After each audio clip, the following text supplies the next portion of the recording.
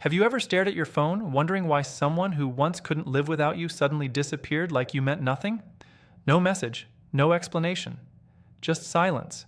And not the peaceful kind, the kind that makes your mind louder, the kind that keeps you awake at night, replaying every moment, every word, every mistake. You start asking yourself questions you never asked before. What did I do wrong? Was I not enough? Did they ever really care?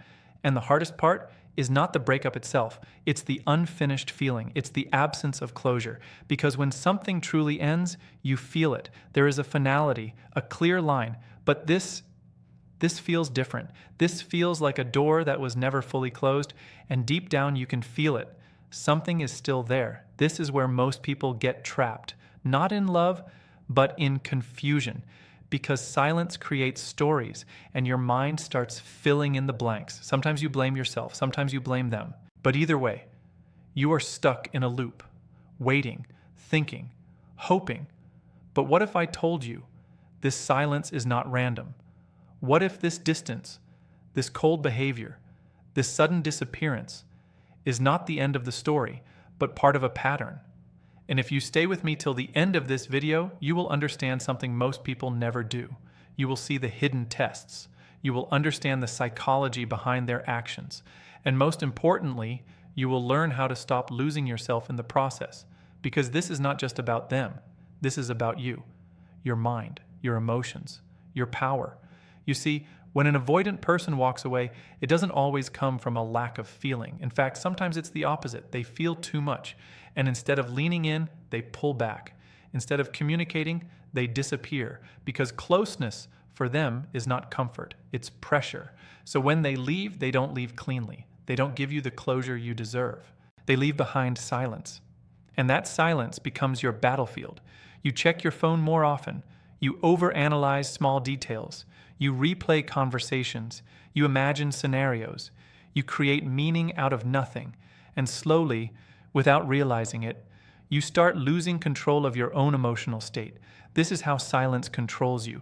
Not because it's powerful, but because you give it power. Think about it. When someone talks to you, you respond. There is clarity, there is direction. But when someone says nothing, your mind starts doing all the work. And your mind, when left alone in pain, does not create peace. It creates chaos. That's why this phase feels so intense. It's not just missing them, it's fighting your own thoughts. And here's the truth most people are afraid to accept. You are not just missing them. You are missing the version of yourself that existed when they were around. The version that felt wanted. The version that felt chosen. The version that felt secure. And now, in their silence, you feel rejected. Not just by them, but by your own identity. This is why you feel the urge to reach out, to text them, to break the silence. Not because you have something important to say, but because you want to escape the discomfort. But understand this. Every time you act from that place of emotional urgency, you lose a part of your power. Because silence is a test, not just for them, but for you. Can you sit with your emotions without reacting? Can you face uncertainty without chasing clarity from someone who chose to disappear? Can you hold your ground even when your mind is screaming for answers? Most people can't. That's why they break. That's why they text first. That's why they give away control, hoping to feel relief, even if it's temporary. But temporary relief always comes with long-term regret. Because when you respond from weakness, you train them to see you as someone who will always be available, always be waiting, always be there, no matter how they treat you. And that is where the real damage begins. Not in the silence, but in how you react to it. So before you think about them, think about yourself. Why does their silence shake you this much? Why does their absence make you question your worth? Why do you feel the need to prove something to someone who walked away? These are not comfortable questions, but they are necessary. Because growth does not come from comfort. It comes from awareness. And right now, this silence is showing you something deeper than just a breakup. It's showing you your emotional patterns, your attachments, your fears, your triggers. And if you learn to understand this moment, instead of escaping it, you will come out stronger than you have ever been.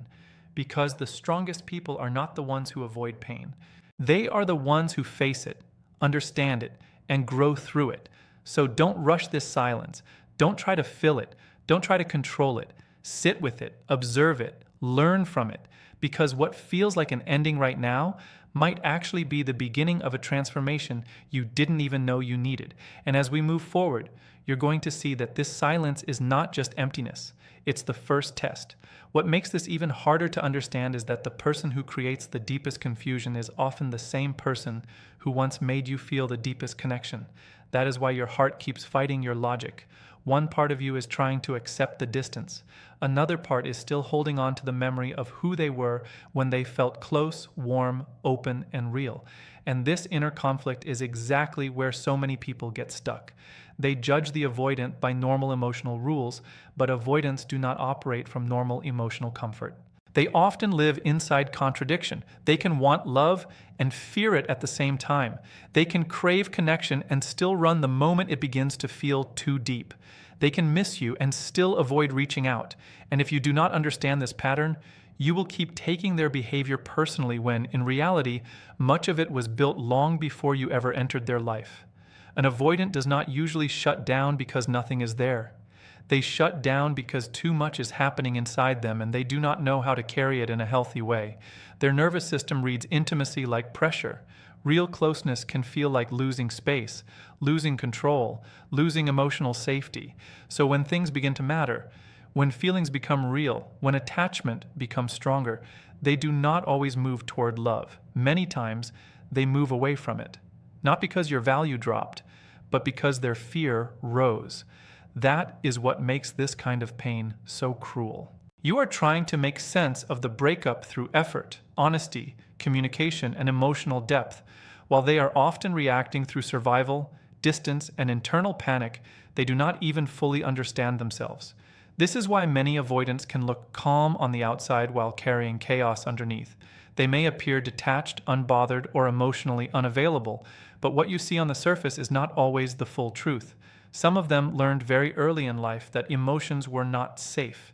Maybe they were ignored when they needed comfort. Maybe vulnerability was met with criticism. Maybe love felt inconsistent, unstable, or conditional. So they adapted. They built walls. They became self-contained. They trained themselves to survive by needing less, showing less, and trusting less. And over time, that survival pattern became their identity. It became the way they moved through every close bond. So, when a relationship starts touching the parts of them they buried long ago, they do what they have always done. They retreat. That retreat can feel brutal to the person on the other side, especially if you are someone who believes that love should become stronger through honesty and presence. Because from your point of view, when something matters, you lean in, you talk, you repair, you stay. But for an avoidant, emotional intensity can feel like danger instead of closeness. So the very moment you believe the bond should deepen may be the same moment they begin to feel overwhelmed. And that is where the confusion becomes painful, because what looks like indifference is often emotional self-protection. What feels like rejection may actually be fear in disguise. What seems cold can sometimes be someone shutting down because they do not know how to stay emotionally exposed without feeling trapped. But this is where you need to be careful. Understanding someone's psychology should never become an excuse to abandon your own dignity. There is a difference between seeing the wound behind someone's behavior and allowing that behavior to keep wounding you. A lot of people lose themselves because they become too focused on decoding the avoidant and not focused enough on protecting their own peace. They start making excuses for every mixed signal. They become emotionally available to someone who is only available in fragments. They lower their standards because they are chasing emotional clarity from someone who cannot even give clarity to themselves. And little by little, they begin living in emotional survival mode too. That is why self-awareness matters here. Because the truth is, avoidants are not the only ones with patterns. You have patterns too. The reason their distance hurts so deeply may not only be because of what they did, it may also be because of what their behavior activated inside you. Their inconsistency may have triggered your fear of abandonment. Their silence may have touched your old wounds of being unseen, unchosen, or emotionally left behind. And if you do not recognize that, you will keep confusing emotional activation with love. You will keep calling it connection when many times it is actually unresolved pain looking for relief. This is where emotional maturity begins. It begins the moment you stop asking only, Why are they like this? And start asking, why does this pattern have so much power over me? Because healing does not come from understanding them alone. Healing comes from understanding what inside you keeps attaching to what hurts you. And that question changes everything. It moves you out of helplessness and into awareness. It stops the cycle of obsession and begins the process of inner control. The hard truth is that many people do not miss the avoidant as much as they miss the emotional chase. They miss the anticipation, the uncertainty, the occasional closeness that felt so intense because it was rare. Their mind became addicted to inconsistency. Their heart got trained to work harder for crumbs and call it love. And once you understand that, you begin to see why this dynamic feels so powerful. It is not always because it is deep. Sometimes it is because it is unstable. And unstable emotional experiences can create the strongest attachments because your brain keeps waiting for the next moment of relief. That is why you must start seeing this clearly, not emotionally, clearly, because clarity is power. And once you understand that avoidant behavior often comes from fear, emotional conditioning, and a deep discomfort with intimacy, you stop personalizing everything they do. You stop measuring your worth by their ability to stay present. You stop seeing their withdrawal as proof that you are lacking something. Their pattern is not your definition. Their shutdown is not your value. Their inability to hold closeness is not evidence that you were too much. Many times, you were simply asking for what they were never trained to sustain, and that realization can save you. Because once you stop taking their pattern as a statement about your worth, your mind begins to settle. The emotional fog starts lifting. You begin to separate what belongs to them from what belongs to you. And that is where your power starts returning. Not when they come back, not when they explain themselves, not when they finally say the right words. Your strength returns the moment you stop carrying responsibility for wounds you did not create. So as this journey continues, remember this deeply. The person who pulled away may not have left because they felt nothing. They may have left because feeling something real brought them face to face with parts of themselves they were never ready to confront. And that truth leads us to the next painful reality. Because once the pressure fades, once the silence stretches, once enough time passes, something begins to happen inside them that most people never see coming. And that is the part nobody prepares you for. The same person who created distance can begin feeling your absence more deeply after they leave than they ever allowed themselves to feel while they were with you. This is why so many people get confused when an avoidant suddenly reappears after acting like they were done. It feels irrational, it feels unfair, it feels like emotional whiplash. But when you understand what happens inside this pattern, it starts to make sense. Not in a way that excuses the pain, but in a way that gives you back your clarity. Because avoidants often do not process connection in real time. They disconnect while the relationship is happening and only begin to feel the emotional weight once the relationship is no longer right in front of them. When they are close to someone, their focus is often not on what they are gaining. It is on what they feel they are losing: space, control, freedom, emotional safety. So while you are trying to build something deeper, they may be internally fighting the pressure of being needed, seen, or emotionally responsible. Their system goes into defense. Their mind starts looking for escape. And because that pressure feels so strong, walking away can feel like relief. At first, it gives them what they think they need: distance, silence, breathing room, a chance to feel in control again.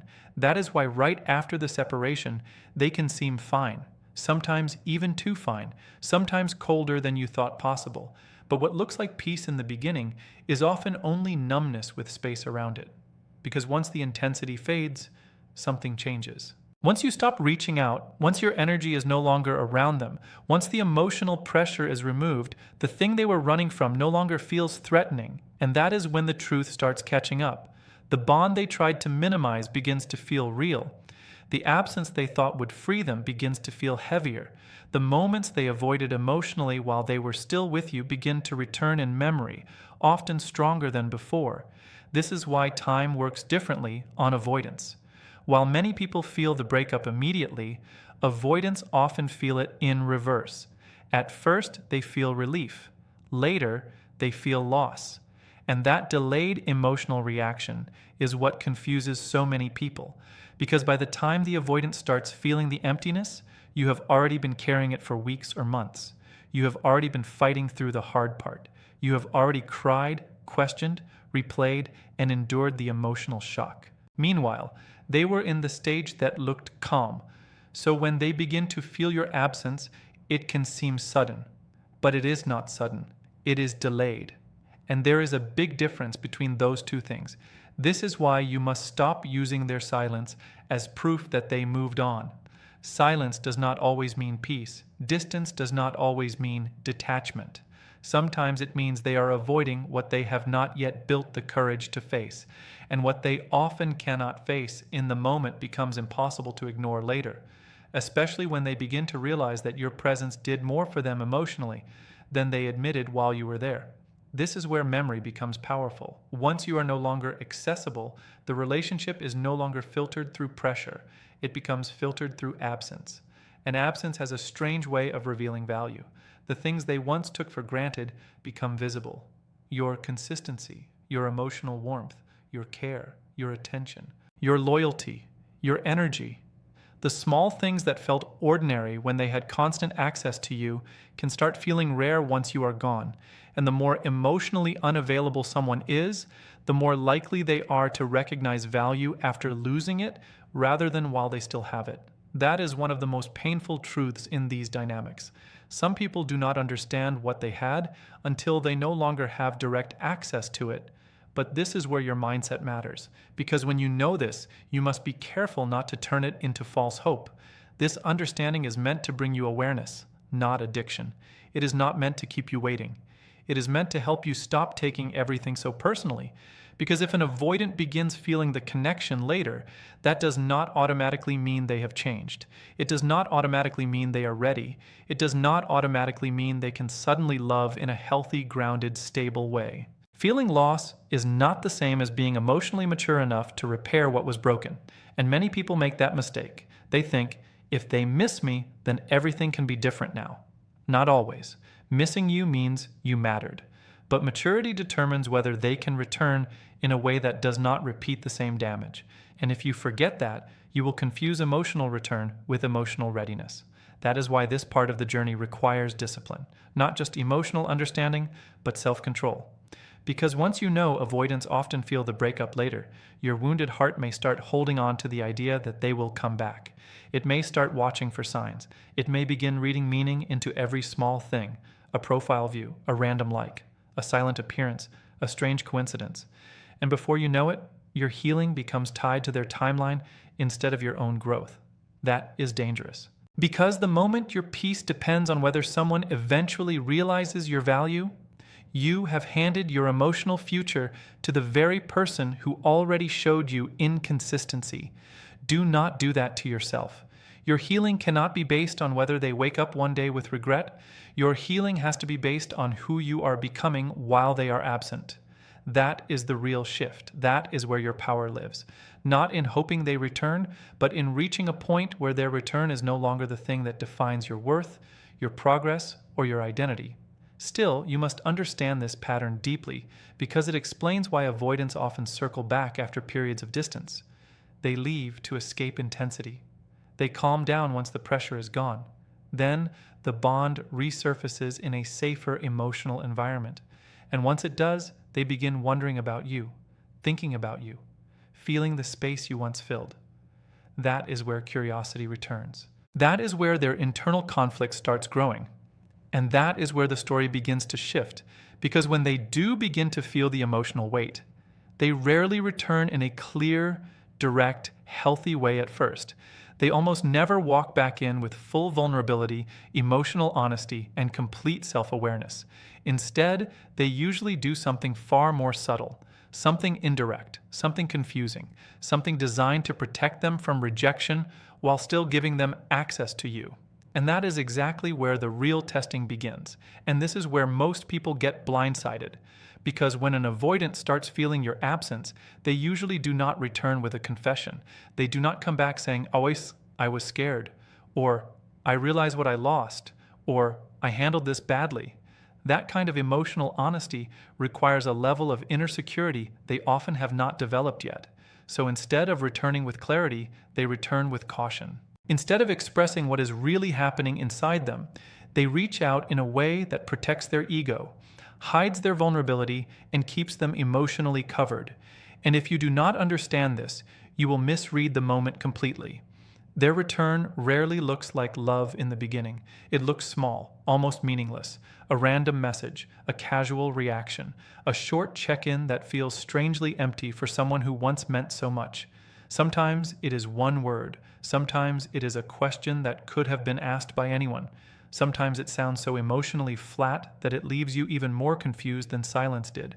And yet, the second you see their name again, your body reacts, your chest tightens, your thoughts race, your emotions wake up instantly, because whether the message is deep or not, the meaning your heart attaches to it feels huge. That is exactly why this first test is so powerful. It is not dramatic, it is subtle. And subtle things are dangerous when you are emotionally invested, because the message itself may look small, but what it is really asking is much bigger. It is not just "how are you?" It is "do I still have access to you?" It is not just "what are you doing?" It is "can I still enter your emotional world whenever I want?" It is not just "hey," it is "after everything, do you still open the door for me?" This is the first test, the indirect reach out. And most people fail it before they even realize they are being tested, because they do not respond from awareness. They respond from relief. The second they hear from that person again, the pain inside them rushes forward looking for closure, validation, and emotional oxygen. Suddenly, all the strength they were trying to build starts shaking. Their mind instantly creates a story. Maybe they miss me. Maybe they changed. Maybe this means something. Maybe this is the beginning of everything turning around. And because hope feels so powerful after emotional starvation, they answer too quickly, too warmly, too openly. Not because they are weak, but because they are still wounded. And wounds are easy to reach through. That is why you must understand what is really happening here. An avoidant often does not send that first message because they are fully ready to rebuild. Many times they send it because they are feeling internal discomfort and want to know if you are still emotionally available. They want reassurance without risk, access without accountability, connection without full exposure. They want to test the emotional bridge before they ever decide whether they are willing to walk across it. This is not always done with bad intentions. Sometimes it is unconscious. Sometimes they are genuinely conflicted. Sometimes they do miss you. Sometimes they are curious. Sometimes they are lonely. Sometimes they are trying to reconnect in the only way they know how. But intention does not change impact. And if you do not have emotional discipline in that moment, their confusion can pull you right back into your own. This is why the first contact matters so much, not because one message decides everything, but because your response reveals where your power is. If your reply is driven by desperation, urgency, or emotional hunger, you immediately show them that they can still activate you without giving anything real. You show them that a small breadcrumb still gets a full emotional reaction. And once someone learns they can reach you with almost no effort, they rarely feel pressure to show up differently. Why would they? They already know the door is unlocked. That is the part many people do not want to hear. Sometimes your pain teaches people how little they need to do to keep you attached. And if you are not careful, you will call that hope when it is actually emotional self-abandonment. Because real reconnection does not begin with your excitement, it begins with your standards. It begins with your ability to stay grounded enough to observe instead of immediately collapsing into fantasy. It begins with your ability to recognize that one small message is not a changed character, a healed attachment style, or a rebuilt emotional foundation. It is simply a signal, nothing more. And how you handle that signal determines whether you move from confusion into clarity, or fall back into the same emotional trap. This is where psychology becomes power. The avoidant is often watching more than talking in this stage. They are studying your energy, your tone, your pace, your availability. They are trying to feel out whether they still have emotional influence over you, whether you still respond with softness after distance, whether they can re-enter without having to face the full consequences of how they left. And if they sense that you are still waiting, still hoping, still emotionally centered around them, it can actually reduce the value of the reconnection in their mind. Not because your love is not valuable, but because human beings often respect what has boundaries more than what has no conditions. That is why calmness is so powerful here. Not coldness, not games, not fake detachment, calmness. The ability to respond without surrendering yourself. The ability to stay centered instead of emotionally flooding the moment. The ability to remember that your worth is not proven by whether someone returns, but by how deeply you stay aligned with yourself when they do. And this is what changes the energy completely. Because the moment you stop treating their return like a miracle, you stop acting from scarcity. You stop making them the source of your emotional stability. You stop handing over your peace the second they knock on the door. And that shift is magnetic in ways most people do not understand. Not because it manipulates them, but because it shows something they are not used to seeing. Emotional self-respect, inner control, quiet strength. So if they come back through a small message, do not be hypnotized by the contact alone. Look deeper. Look at the pattern. Look at the energy. Look at whether there is real intention behind the reach out or just curiosity mixed with emotional convenience. Because this first test is never about the words on the screen. It is about whether your emotional center still belongs to you or whether one notification can still take it away. And if they sense that you are no longer easy to emotionally access, something shifts inside them. Because then the game changes. Then they cannot rely on your old reactions. Then they have to go deeper if they want connection.